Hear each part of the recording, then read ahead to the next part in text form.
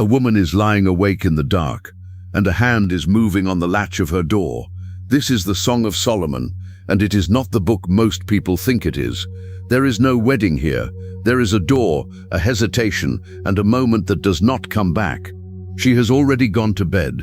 Her answer comes through the wood, and it is an excuse, a small domestic one, about her feet and her clothes.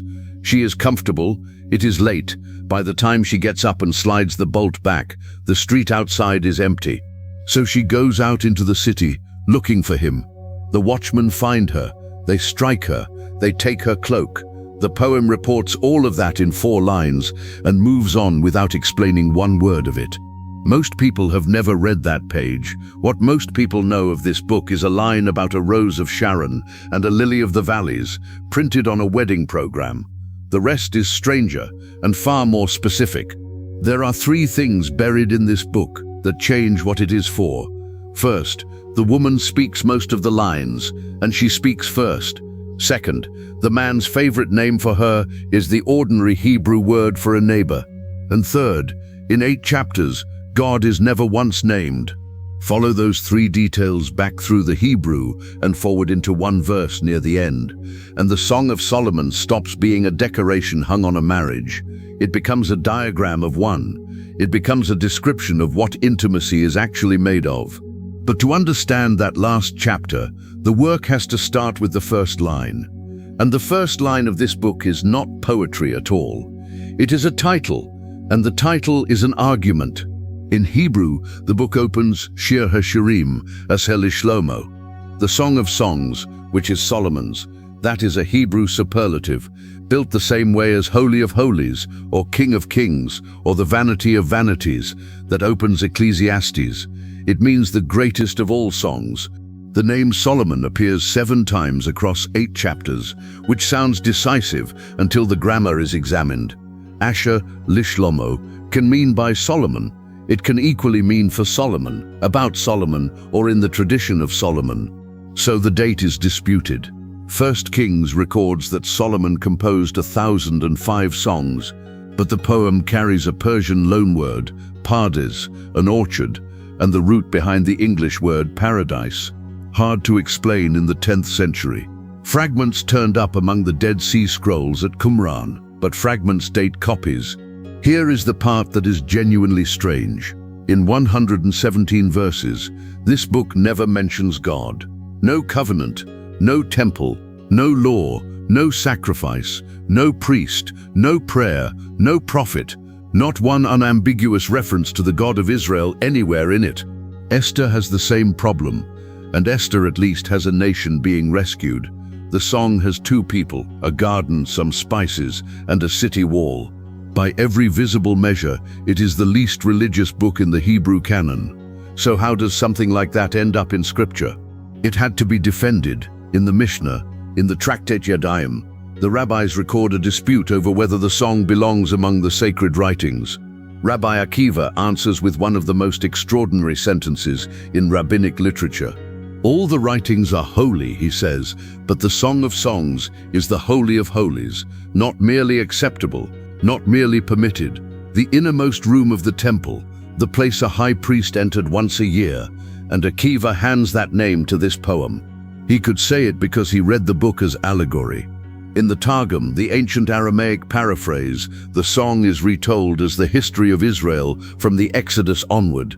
The lovers are the Lord and his people, the garden is the land. Christian readers did the same. Origen, in the 3rd century, produced both a commentary and a set of homilies on the song, reading the woman as the church and as the soul. He warned that the book was not safe reading for the immature. Bernard of Clairvaux preached 86 sermons on this poem in the 12th century and died without getting past chapter 2. 86 sermons on 2 chapters. That is not a man skimming a text. That is a man who could not leave the room. For most of Jewish and Christian history, the allegorical reading simply was the reading. The plain sense reading, the one that says this is a poem about a husband and a wife and means what it says, is comparatively modern. It is not the older tradition. Scholars still disagree. Some read it as human love poetry and nothing more. Some read it as sustained allegory. Many read it as both. The allegorical reading is not a dodge, but notice what it always required first. A reader has to admit what the plain words are saying. And the plain words are direct. This book describes hair and mouth and hands, the scent of a garment, the taste of fruit. It is a canonical text about married desire, and it does not apologize for itself. The word the woman uses for the man, over and over, is Doda, my beloved. The root behind it is associated with love and with caressing, and the same consonants sit inside the name David. It is intimate, it is hers, and she says it dozens of times. Dodi is not the word for husband. It is not lord or master or king. The poem has all of those available and declines them. Dodi is closer to my love, spoken the way a person talks rather than the way a contract names. But the word he uses for her is the stranger one. In English, it is almost always translated my love, and it slides past without catching on anything. The Hebrew is Raijati, and Raijati does not mean my love. It means my companion, my friend. It is the feminine of Re'ah, and Re'ah is the plainest word in Hebrew for a neighbor, the person standing nearby. It is the word in the command in Leviticus chapter 19 to love one's neighbor as oneself. So the most romantic line in the most romantic book in the Bible is built on the most ordinary social word available. He uses it 9 times across 8 short chapters, more often than any other name he gives her. Why would a love poem keep reaching for a word like that? Then, in chapter 5, verse 16, the woman puts both words together in a single breath. Dodi, Vezerei. This is my beloved, and this is my friend. 4 Hebrew words, and they are the entire book compressed into one line. Read that again slowly. She does not say my beloved and my husband. She does not say my king or my lord. She says beloved, then friend, and sets them side by side as though neither one would stand up alone. Desire alone would have been the easier poem to write. Friendship alone would have been the safer one. The song refuses to separate them, and it puts that refusal in the mouth of the woman. Hold that, because it is about to matter enormously. Which brings up the first detail. Count the speeches. The woman is the primary speaker. By most reckonings, she holds more than half the verses, and the book opens in her voice, not his. Ancient Near Eastern love poetry exists, from Egypt and Mesopotamia, and women speak in some of it. But a religious text whose whole structure belongs to the female voice is genuinely unusual. She initiates, she searches. No ancient editor smoothed that out. And she says one sentence 3 times, rearranged each time. In chapter 2, verse 16, my beloved is mine, and I am his. In chapter 6, verse 3, the order reverses. I am my beloved's, and my beloved is mine. Catch the pronouns. She claims him first, then gives herself first. Then in chapter 7, verse 10, the second half stops being about possession at all. I am my beloved's, and his desire is toward me. That word desire is Teshuqah, and it is rare.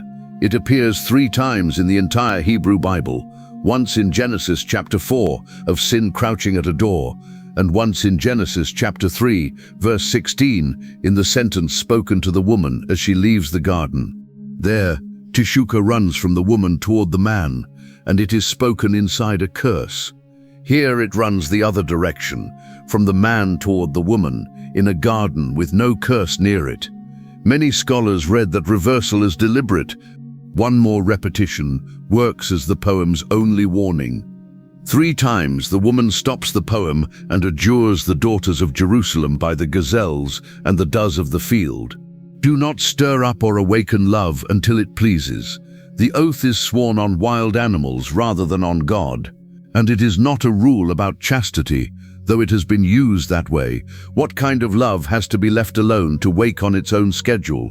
All of it runs downhill into chapter 8, verses 6 and 7, where the poem finally says out loud what it has circled for 117 verses. It is the only passage that argues instead of describing, set me as a seal upon your heart, as a seal upon your arm. Song of Solomon, chapter 8, verse 6, English Standard Version. The word for seal is chotam, A signet, the carved stone a man pressed into wet clay to sign his name. A seal was never decorative. Judah hands his over as a pledge in Genesis chapter 38. In Haggai, the Lord promises to make Zerubbabel like a signet ring. So she is not asking for an ornament. She is asking to be the mark that makes his word binding. And then the reason. For love is strong as death.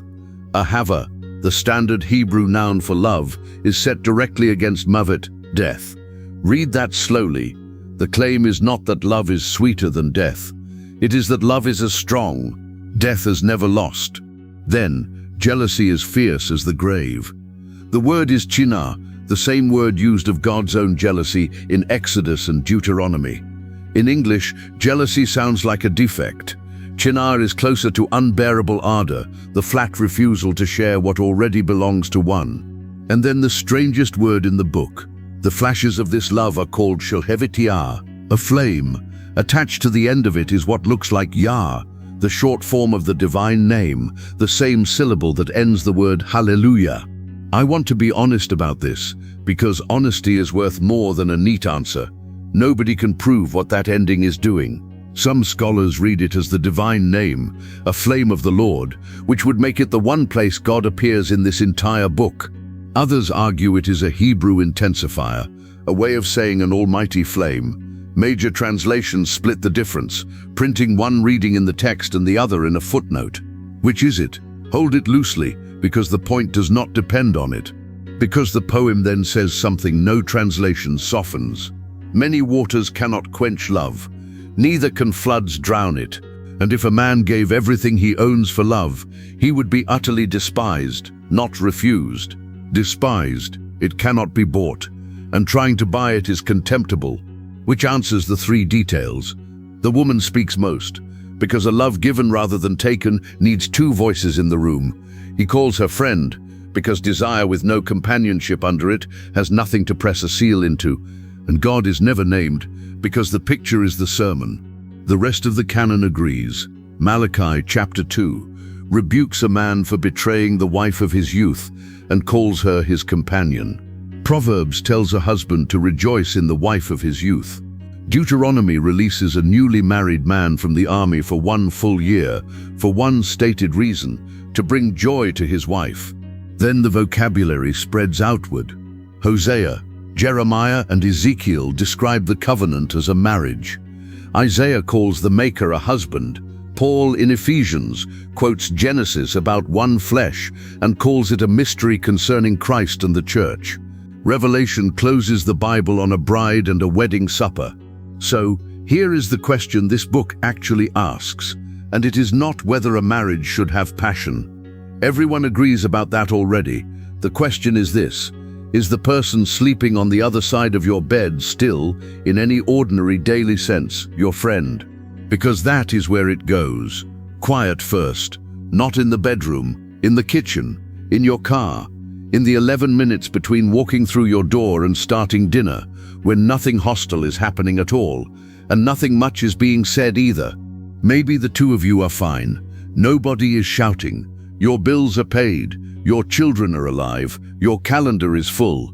If someone asked, you would say things are good, and you would not be lying. You would only be leaving something out. Maybe you have noticed that you have stopped telling them the small things, not the big things, the small ones, the thing at work that was mildly funny. You used to lead with it. Now you decide it is not worth the retelling. When did that stop? Or maybe it has been longer. Maybe you could name the year it changed, and you have never said that year out loud. Maybe there is a version of your marriage that you both remember, and neither of you mentions, because saying it would mean admitting it is gone. And maybe what you have been calling a lack of intimacy is not the thing you think it is. You have been reading it as a failure of desire, something switched off, something wrong with you, or with them, or with the years, or with your body. But look at what the song pairs. Dodi and Rabbi, beloved and friend, same breath, same person, same sentence. In that book, neither one survives without the other, and it is almost never desire that leaves your house first. It is the friend who goes, the companion, The one you told the small things to. Desire follows the friend out months or years later, and everyone blames desire because desire is the one that makes noise on its way out the door. And I want to be careful here, because I am not telling you that you have stopped loving each other. That is not what this is. Two people can love each other completely and still stop being friends, simply by being tired in the same house for a long time. You were not wrong to want more. That instinct, the one that told you something was missing, is not greed, and it is not ingratitude. It is not evidence that you married the wrong person either. It is the song's own instinct, and it is sitting in your Bible. Look again at what the woman does in chapter 5. She is in bed. She hears him at the door, and she gives an entirely reasonable reason not to get up. She is tired. She is comfortable. It is late, and surely it can wait. Nothing in that scene is cruel, and that makes it the truest page in the book. Intimacy is rarely lost in a fight. It is lost in a small, forgivable delay, repeated often enough, and when she finally opens the door, the street is empty. But she goes out anyway. She gets up in the dark, walks into a city at night, takes real damage doing it, and the poem never once suggests she was foolish. The book ends with the two of them found. And maybe the most honest version of this is that you opened a video about an ancient Hebrew love poem, and your reason was not curiosity about Hebrew. Something in you wanted to know whether what you already have can be woken up again. That is not restlessness. The refrain says love cannot be forced awake before it pleases, and that is a mercy. But nothing here says love cannot be woken at all. The whole song is one long argument that it can be, and that you are not late. So begin where the poem begins, lower and plainer than you expect, not with romance, with friendship. Tell them the small thing you had decided was not worth telling. Ask them a question you already think you know the answer to. Then wait and listen. Set me as a seal, she says, not a feeling. A seal is pressed into something soft, and then it stays. It is made by contact and made under pressure, and it is the only proof that the thing it is stamped on genuinely belongs to someone. So here is the question. In one word, what is the thing your marriage stopped doing that you miss the most? One word is enough. Leave it in the comments. And if you know someone who has been lying awake in a very quiet house, wondering whether the friendship is recoverable, send them this. In the song, the hand never left the latch. It was only the door that took a while to open.